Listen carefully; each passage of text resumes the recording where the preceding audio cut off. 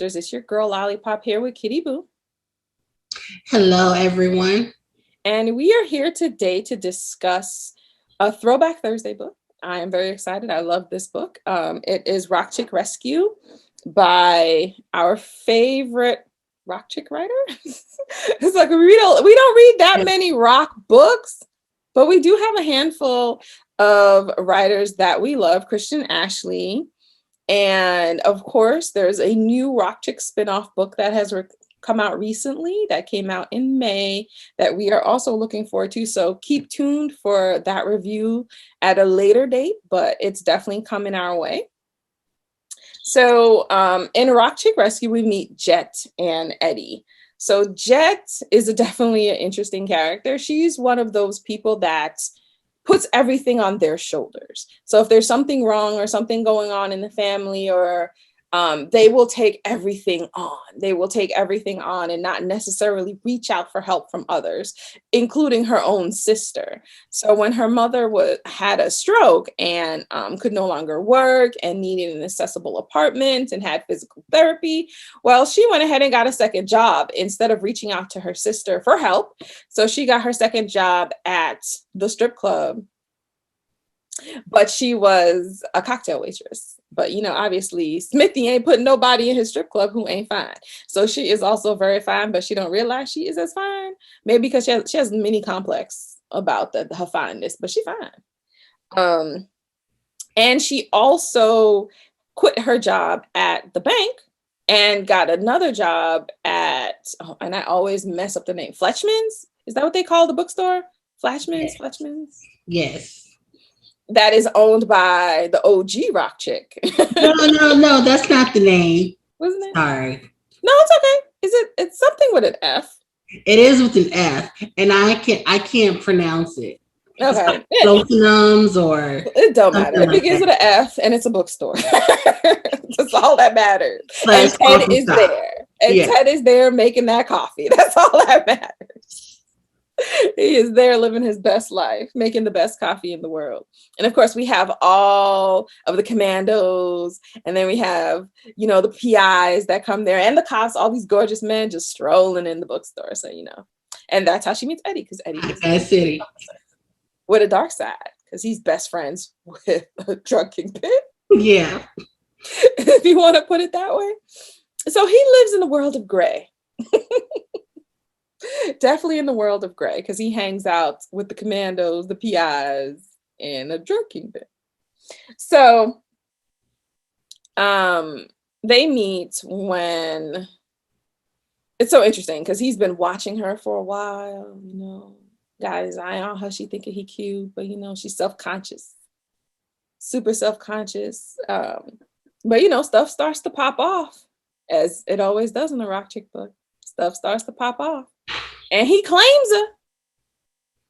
Claims her as his. Oh, it did. Oh, but my favorite part in the beginning when they were just getting together was when he went to the strip club when she was working. And that one drunk bachelor grabbed her on his lap and tried to put his hand up her skirt. And he got the beat down of his life. The beat down. That was great. So anyway, her deadbeat daddy shows up, who had left them, asking for money, talking about he down on his luck, he needs somewhere to stay. She gives him money she ain't got, and of course, come to find out, he owes some bad people money, and then they start coming after her, and of course, that's when Eddie really, really gets involved. So I love this book. I really enjoyed rereading it for this review. I've read it quite a few times, and now I realized somehow, some kind of way, I missed Lottie's story because it was in some kind of novella, in some kind of anthology. So I need to find it. I need to find it. You didn't know that? I knew, but then I forgot. And then it came back to me. So I need to figure out her sister's story because, her sister's name is Lottie, and Lottie was a Corvette model in California. Car model, but she wasn't it Corvettes? Was it Corvettes? It doesn't like car model / calendar girl type. Calendar girl. And as soon as she came, Smithie was like, with his old saying, you can have a portion a month. And she did. And she did. Less than a month. 2 weeks, she had that Porsche. But that's because Daisy, no, my favorite part was when Daisy went back to the strip club when she met Daisy, and Daisy was like, where are all the Porsches at? where are all the Porsches in the parking lot? What's going on? When I was here, we all had Porsches and stuff. I had my Porsche within 30 days. And that's when Jet knew that Smithie wasn't lying. It was after she met Daisy. So Daisy was showing Lottie the tricks of the trade. Basically, she was her pole dance instructor. Let's just be real. And right. Lottie busted wide open and made all the money. Lottie had, and then Smithie, we could do a sister act.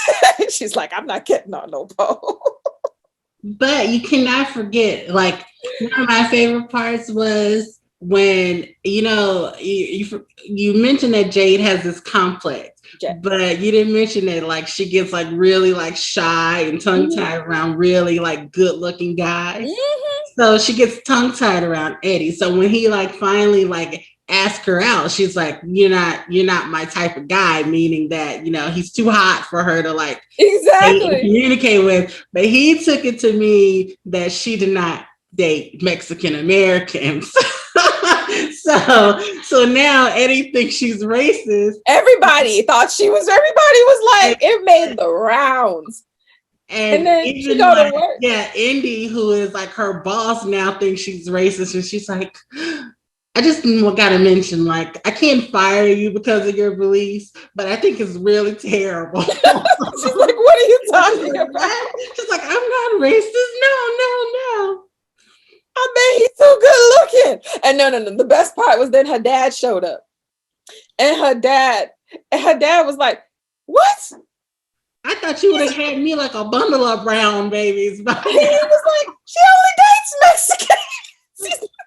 I've never seen her with anything. Showed up too, because she told me her ex-boyfriend showed up, this Mexican guy, and he was like, I don't know where you guys get this idea from. And he's like, your mom called me and told me what was going on. Oh, her meddling mama. Her meddling mama and friends. It's not just the mama. Yeah. The mama is, and the mama's friends is meddling too. It was so funny. I cried. I love a good joke in a book, especially when the beats hit. Every beat. Yes. Hit.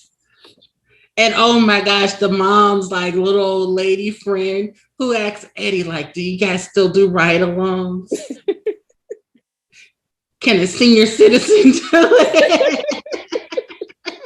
Because she loves to watch cops, and this is just like her chance. She had to shoot a shot. It was hilarious. I love this book. It has so many good parts. I don't even know what else to say. Like, it did. The dad was like so ridiculous. Like, he clearly was like, he loved the kids, but he was just like so just selfish and irresponsible. It was and just narcissistic. Yeah. Because he was like, your job is basically every time I need money, I'm coming to you. Yes. Like, or better yet, stop gambling. How about that? You wouldn't be in this problem if you weren't gambling.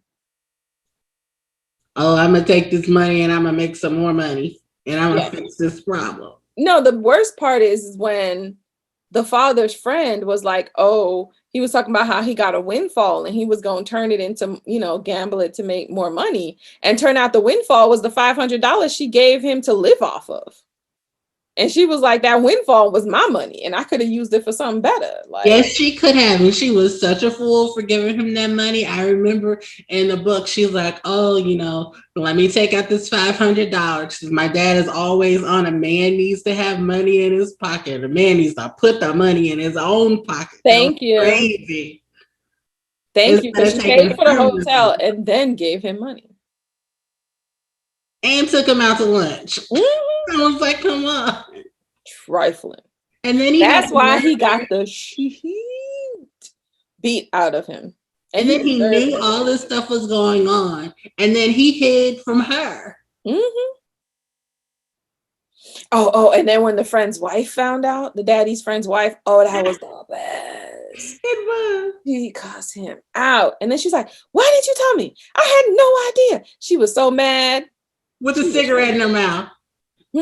With a cigarette in her mouth. Right? She's doing all this with a cigarette in her mouth. She's like, your mama had a stroke and you didn't tell me. Right. She was so upset. And then she went and visited the mama, took the mama out. We doing things. And then told the mama everything. The mama was not happy. She was like, your mama must think she has the worst friends on earth.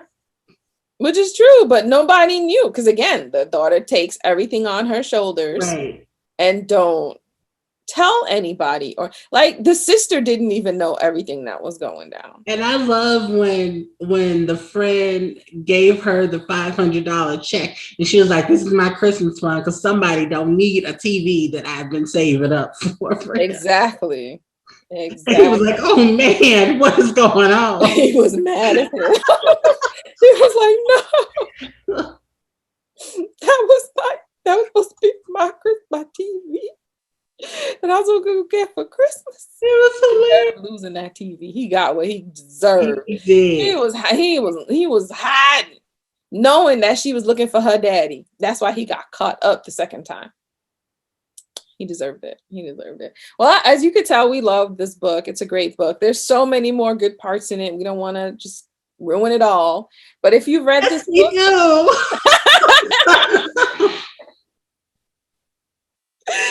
if you've read this book, list your favorite parts in the comments. Let us know. Hit us up.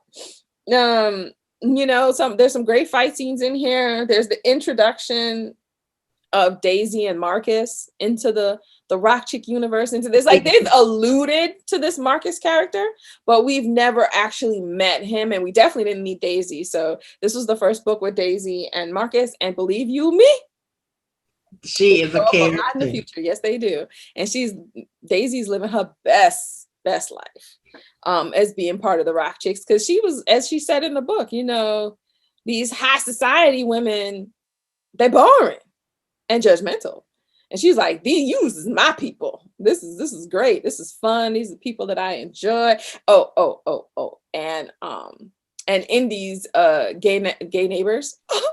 Yes. Love that. Crossdresser, yes. Drag queen. Got it. Because we know there's a difference. He living his best life. And guess what? Him and Jet were the same size shoes. So she was rocking out in some cute shoes and stuff like that. So it was great.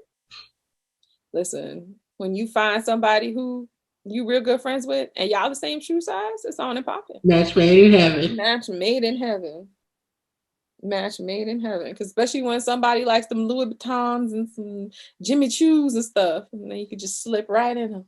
Let me borrow these. I'll, rental charge or whatever. And oh my gosh, Eddie's mama. I love her. Who mysteriously shows up to their date with dessert. Oh, I forgot dessert. Right? She knew what she was doing. She wanted to come back and see the girl. Yeah. She knew what she wanted. And brought along his siblings like it was a family reunion. First date. I love it. Mama and the siblings. The brother just laughing in the background. He came there for a show. He knew what he was watching. But it's definitely a great series. If you've read the Rock Chick series, let us know which book is your favorite and who's your favorite character. Also, don't forget to hit that like button. Subscribe if you haven't already subscribed. Make sure you also ring that bell so you get notified of any of our latest videos. We will look forward to talking to you guys soon, and stay blessed. Bye. See ya.